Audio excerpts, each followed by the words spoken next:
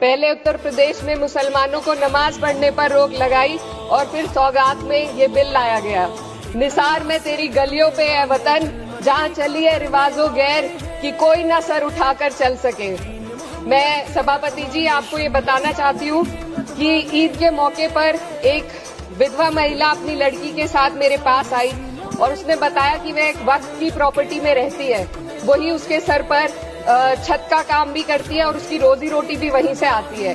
वो इस बिल को लेकर इतनी फिक्रमंद थी कि कहीं उससे वो उसकी संपत्ति ना छीन ली जाए।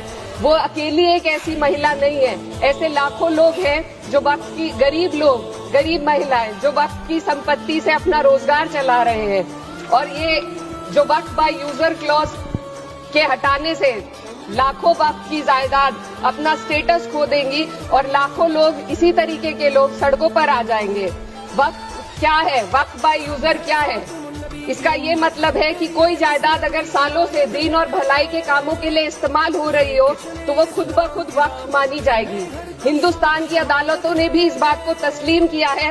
वक्फ बाय यूजर सिर्फ वक्फ बोर्ड को ही मिली कोई खास सौगात नहीं है, ये बल्कि सभी अन्य धार्मिक ट्रस्टों को परंपरा और यूज के आधार पर बिना किसी डॉक्यूमेंटेशन के धार्मिक चरित्र को डिक्लेयर करने का राइट मिला हुआ है। भारत के संविधान के आर्टिकल 13 क्लॉज 3 में कस्टम और यूसेज को कानूनी वैधानिकता प्रदान करता है। इसी आर्टिकल से वक्फ बाय यूजर भी निकला गया है। इस बिल के कानून बनने पर वक्फ बोर्ड तो इस प्रोविजन से हाथ धो बैठेगा, लेकिन अन्य धार्मिक ट्रस्टों को यह सुविधा जारी रहेगी। इससे भारतीय संविधान के आर्टिकल 14 और 15 का सीधा उल्लंघन है, जो धर्म और जाति के आधार पर भेदभाव और कानून के सामने सभी की बराबरी पर जोर देता है।